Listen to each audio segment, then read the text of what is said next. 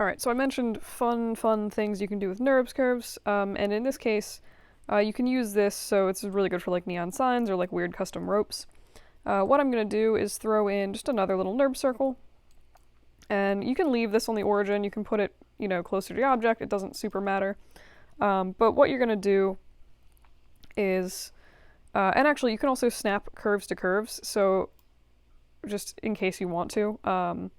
So normally if you're snapping something to like a polygon object, you would press the V key for vertex snapping. In this case, if you press C, you should be able to snap this directly to the curve itself. So notice like as I move this, it's sort of bouncing back and forth and it's always staying on this curve. So it's a pretty convenient way if you ever need to snap something to a curve that you can do that. But anywho, I'm just going to kind of throw that back up there. So what we want basically is this as a profile. Like if we want this little tube shape extruded along this, you can do that. So you just need the profile path, in this case this little circle, and some curve to extrude it along. So if we grab I always mess up the order of this, grab the profile, then grab the path, go into surfaces and extrude. And I do usually open the settings for this one. I found that pretty much setting all of these little tick boxes to the very rightmost options, tube, at path, component, and profile normal, usually do what I want for this operation. You can also decide if you want an output geometry of NURBS, polygons, or Bezier. I've never found the Bezier to be super useful. And then usually if I'm doing this, I do kind of want the complete curve, but you have the option to only do part of this. So I'm just going to go ahead and hit apply. And you can see that it's basically taken this shape and extruded it along the original curve that we've made. Now the really powerful thing about this is a few things. So if I go in and I change this curve, you can see it's adding that into the shape of this thing. So it's a pretty convenient way. It's great for like telephone cables and stuff, which have like, a lot of times they'll have like that little like weird whatever shape like this. So it's super fun for that.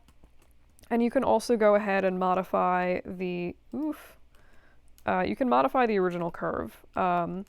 So like if I move this point, it's going to actually change the shape of the curve, and sometimes it'll flip the normals like this. Don't worry about that. It's just a weird thing.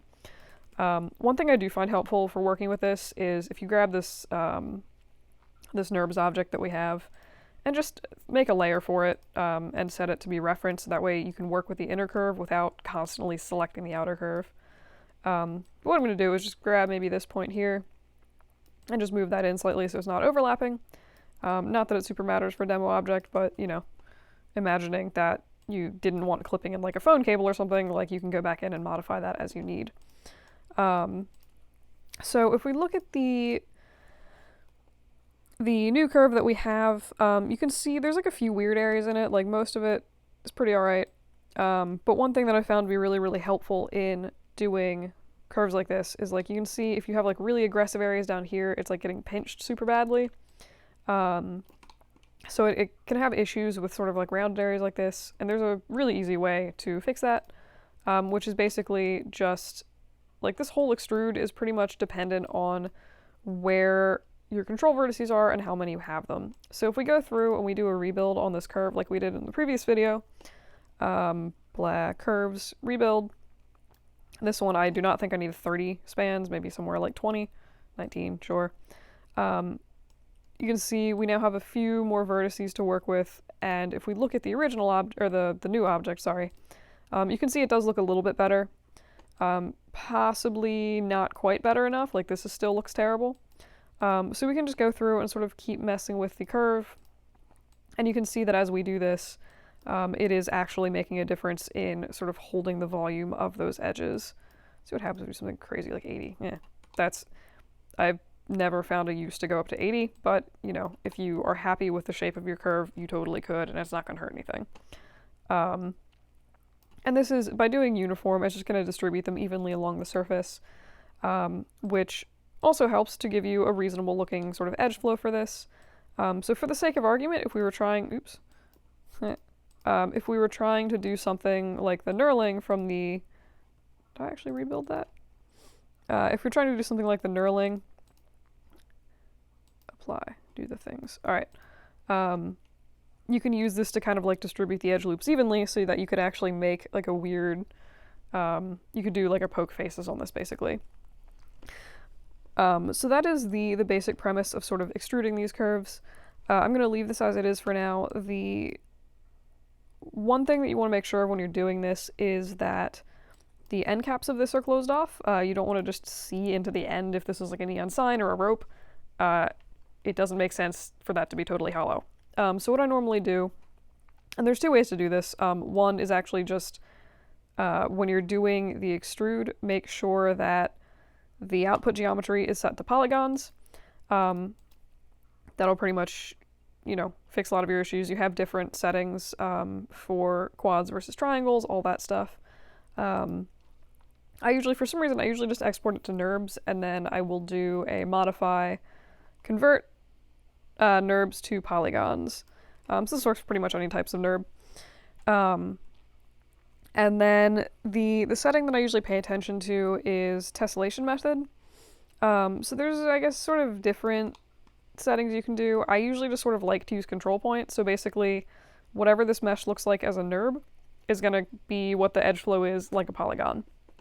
So if we go ahead and apply that, you can see it's generated a lovely little polygon mesh. And you can also move these off the original object, but it looks pretty much exactly the same once you smooth it as the NURBS object. And the fun thing about this is that, again, if you grab this control vertex here, it's going to modify both of your objects, and it's going to do that until you delete history on this object. So if you need a way to like make a telephone wire and like have it swing a little bit or something like that, this is a very convenient way to do that. And now I'm able to actually come through with sort of traditional modeling tools and just go in and, cap off the ends. I could texture this if I wanted to with like a weird color.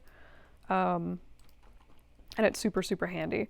So I also want to note that if you duplicate this object, actually, sure, I will do a variety of ways to do this. I'm going to hide the original NURBS object. So if you duplicate the object, things do get a little weird once you start modifying the geometry at the ends of this. Like, it doesn't necessarily like following along, but the duplicated object doesn't change, whereas this one does. So if you do for some reason need multiple curves that are going to maintain this curviness question mark, there's two ways to do that. One is to just go in and extrude this again. So let me do, where am I going? Curves, no, sorry, surfaces, extrude. Do this again and just set the output to polys. You'll notice it has flip normals, but like, I will actually flip these. And that's still going to maintain the same shape. So you could just do that extrude multiple times, or you could do a duplicate special. So if you do modify and, where am I going? I'm sorry, not modify. Edit duplicate special. No, wait, what am I doing? Duplicate special, haha. It's too early for this. All right, just set this to be instance, and you can do a bunch of stuff. You can have it rotate every time you do this, like 30 degrees on a specific axis if you want to. So if you do this enough, it'll pretty much just give you like a weird perfect circle. And this is dependent on the origin, or sorry, it's dependent on wherever the pivot of the object is. So in this case, it's here. So when you rotate the object 30 degrees, it's rotating from that point, which is why we get this very weird large circle. The other thing you can do is use this to sort of translate your objects and to, make bricks in a specific pattern, stuff like that. But the fun thing about this is that not only should this be changed by this curve, but if you do actually delete history on this object, so I just use the hotkey Control-Alt-D for that, you'll notice like this one is still being changed by it, but none of these are. All these instances care about is what this particular object is doing. So in this case, if I modify this and I like go in and extrude this, it's going to put that little extruded face on all of them. So it's kind of handy if you're making a bunch of the same object at once. I mostly use duplicate special for laying out objects in specific patterns, like this weird ring.